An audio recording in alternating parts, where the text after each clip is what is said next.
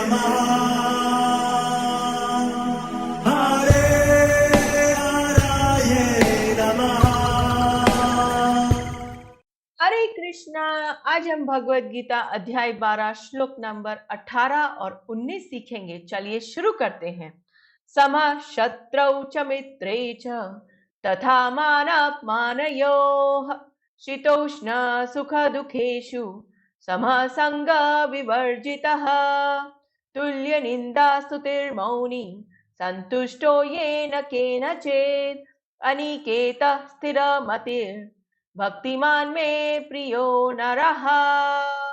अब हम इसे धीरे धीरे बोलकर समझते हैं।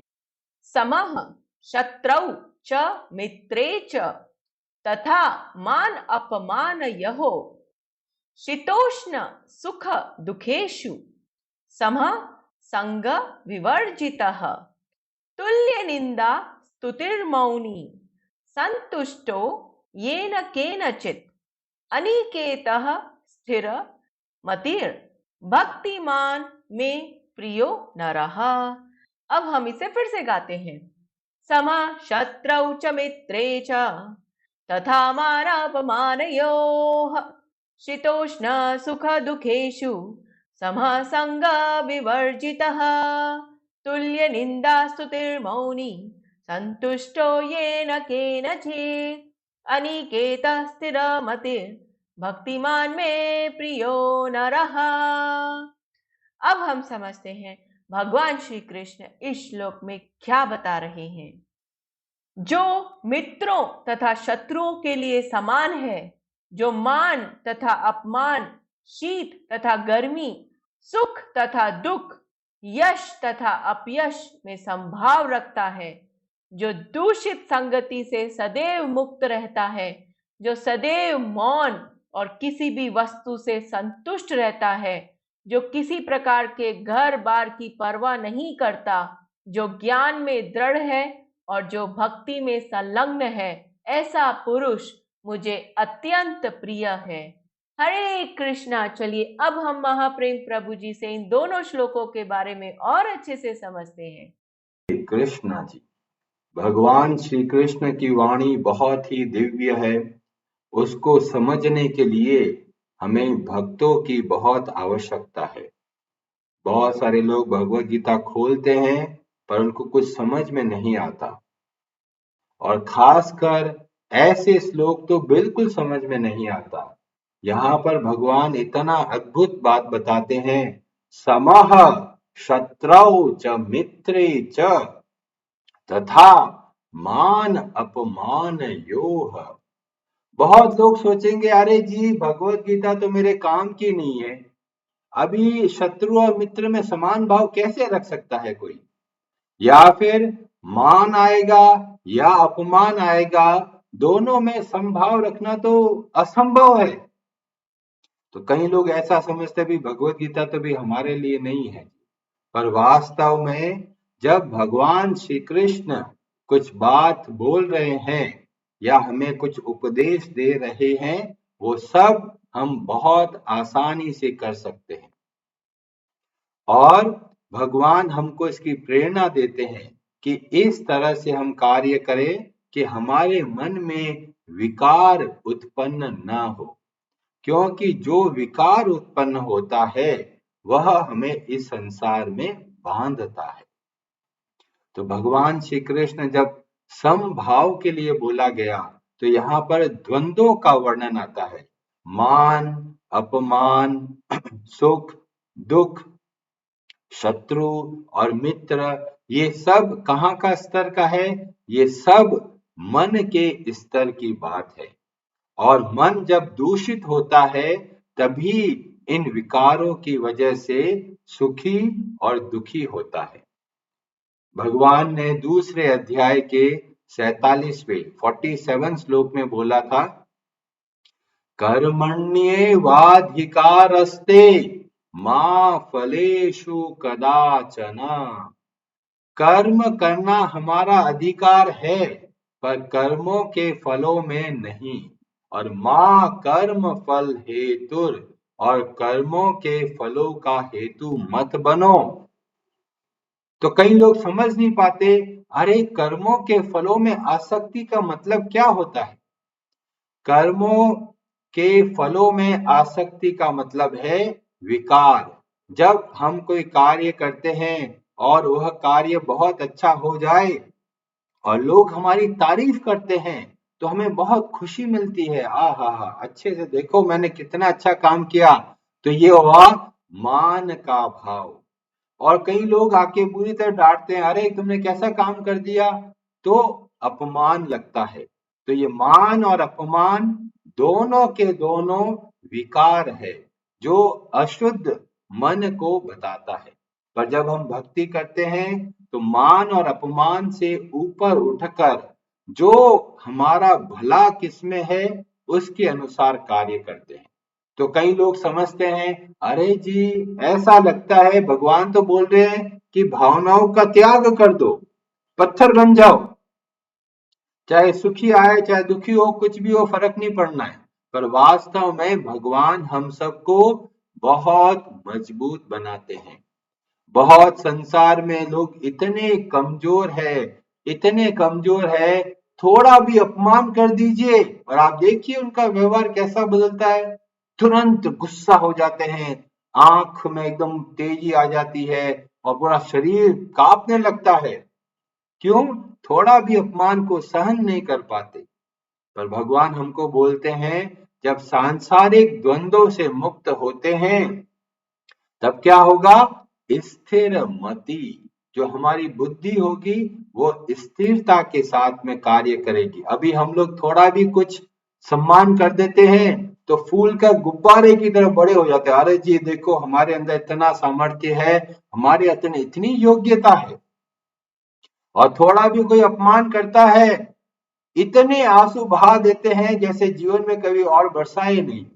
ये जितने आंसू आते हैं ये वास्तव में मोती है। इनको आप संसार के लिए मत बिखेरिए। ये सब के सब आंसू केवल भगवान की भक्ति के लिए है। भगवान के लिए रोइए आप, संसार के लिए रोना नहीं है। और यहाँ पर हम बड़े बड़े भक्तों के चरित्र को देखते हैं कि किस तरह से वे व्यवहार करते हैं। जैसे भगवान श्री कृष्ण के पास में अर्जुन भी गए और दुर्योधन भी गए, दोनों गए और भगवान ने कैसे व्यवहार किया? दोनों को अवसर दिया कि भाई जो आप चाहते हो लीजिए। तो भगवान के व्यवहार में हमें देखने को मिलता है समः शत्रौ च मित्रे च, दोनों के प्रति समान भाव रखा। क्यों? क्योंकि जो भगवान के भक्त होते हैं वे होते हैं समदर्शिनः। समदर्शिनः मतलब हर एक को भगवान का अंश समझते हैं। और इसीलिए हमारे उपनिषद में वर्णन आता है वसुधैव कुटुंबकम। ये पूरी वसुधा, ये पूरी पृथ्वी क्या है? ये एक परिवार की तरह है। और परिवार में कैसे रहना है? बहुत मिलकर रहना है। तो यहाँ पर जब शत्रु और मित्र के बारे में बताया गया तो ये बताया गया सांसारिक विकारों से ऊपर उठना है, पर आध्यात्मिक जो भी भावनाएं हैं वह बहुत अच्छे से रख सकते हैं। जैसे भगवान के भक्तों से जब मिलते हैं तो बहुत प्रेम से मिल सकते हैं। हमें वर्णन मिलता है देखने को रामचरितमानस में, जब हनुमान जी विभीषण से मिलते हैं इतना प्रसन्न होते हैं और बोलते हैं यहाँ कहाँ सज्जन करे वासा। इस पूरी लंका में एक जब भक्त विभीषण मिलते हैं तो हनुमान जी को बहुत प्रसन्नता होती है। तो यह प्रसन्नता विकार में नहीं आता। क्यों? क्योंकि जब हम अध्यात्म के स्तर पे कार्य करते हैं तब उस केस में, उस स्थिति में जो भावनाएं होती है वे शुद्ध होती है। और इसीलिए भगवान यहाँ पर क्या बोलते हैं? भक्तिमान। भक्ति का मतलब ही है बहुत सारी भावनाएं, किसके प्रति? भगवान के प्रति, भगवान के भक्तों के प्रति और समस्त जीवों के प्रति। भगवान ने जब गुणों के बारे में बताना शुरू किया तो सबसे पहला बोला अद्वेष्टा सर्वभूतानां मैत्रः करुण एव च। सबके प्रति मैत्री का भाव, सबके प्रति दया का भाव। तो दया का भाव क्या है? ये बहुत अद्भुत भावना है। तो संसार के सुख और दुख की भावना से ऊपर उठकर हमें आध्यात्मिक भावनाओं में स्थित होना है। और जब यहाँ पर स्थिर मति बोला तो वास्तव में बुद्धि स्थिर नहीं रहती। क्यों नहीं रहती? इसका उत्तर भगवान देते हैं। भगवान बोलते हैं दूसरे अध्याय में, भोगेश्वर्य प्रसक्तानां तया अपहृत चेतसाम व्यवसायात्मिका बुद्धिः समाधौ न विधीयते। जब संसार में भोगेश्वर्य, भोगों के प्रति अगर कामना है तो हमारी बुद्धि स्थिर नहीं रह सकती। और इसीलिए भगवान बोलते हैं कि जो संसार के सुख भोगने की इच्छाएं हैं उसको बदलना है भगवान की सेवा के लिए। चैतन्य चरितामृत में वर्णन आता है कि वास्तव में शांत व्यक्ति कौन है? तो बोला कृष्ण भक्त निष्काम अतएव शांत। जो भगवान श्री कृष्ण की भक्ति करते हैं वे वास्तव में निष्काम है। तो जो जो इच्छाएं हम भगवान की सेवा के लिए करते हैं वो सब के सब निष्काम कहलाती है। और इसलिए भगवान के भक्त हृदय से शांत होते हैं। और बाकी सब का क्या होगा? तो बोला भुक्ति मुक्ति सिद्धि, ये सब के सब क्या है? कामी। इसीलिए सकलय अशांत। क्योंकि इन सबको किसी न किसी वस्तु की, किसी न किसी सुख भोगने की इच्छा है। तो जब इच्छाएं होती है सुख भोगने की तब हमारी बुद्धि स्थिर नहीं रह सकती। और बहुत सुंदर वर्णन दिया मौनी। बहुत सारे बोलते अरे ये तो मौनी बाबा आ गए।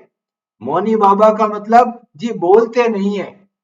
तो गूंगे क्या बहुत बड़े भक्त होते हैं? नहीं। मौनी का वास्तव में मतलब बताया जो फालतू की बातें नहीं करता।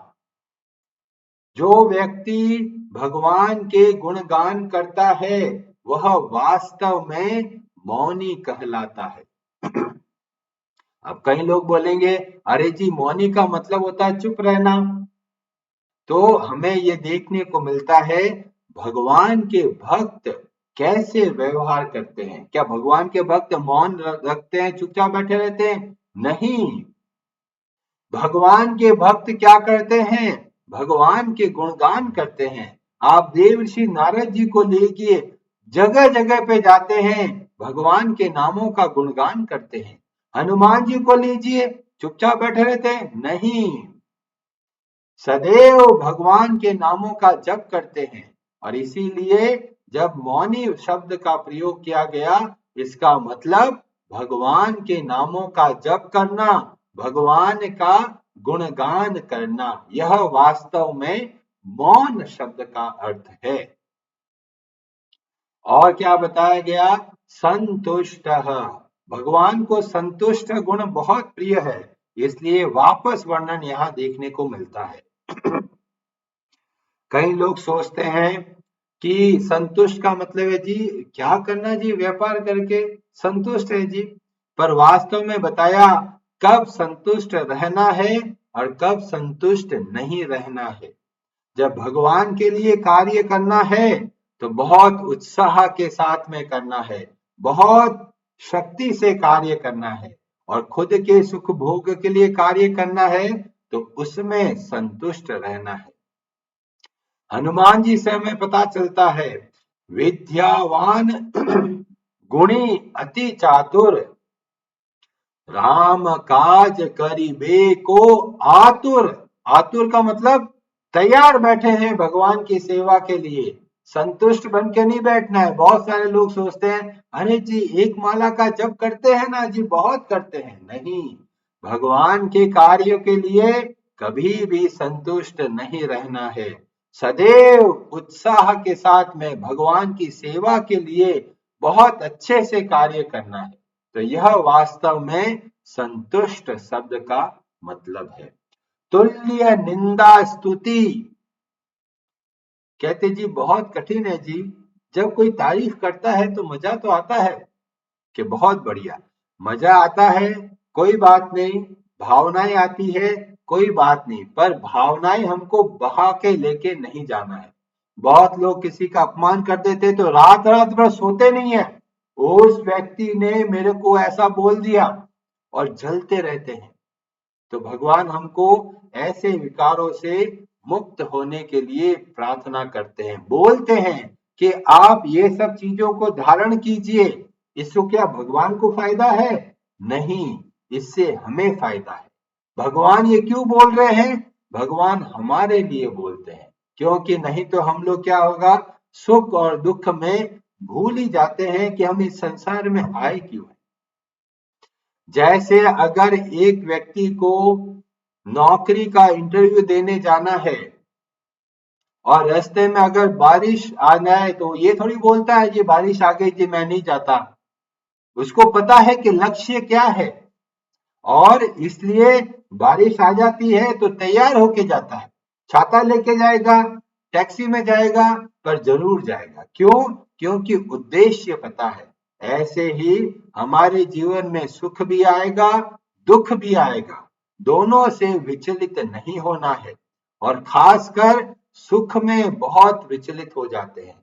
सुख मिलता है, भगवान की भक्ति बहुत ढीली हो जाती है, कर रहे हैं, आराम से कर रहे हैं, और जीवन में दुख आता है तो भगवान से लड़ाई करना शुरू कर देते हैं कि भगवान हम तो इतनी भक्ति करते हैं, हमको जीवन में दुख दे दिया। पर भगवान बोलते हैं शीतोष्ण सुख दुखेशु समः, जीवन में सुख और दुख बराबर आते रहेंगे, हमारा कार्य है विचलित नहीं होना। और इस संदर्भ में कथा है जो मैं आपको कल बताऊंगा। हरे कृष्णा जी, आप सबका बहुत बहुत धन्यवाद। कार्यक्रम को यहाँ विराम देते हैं। हरे नमः।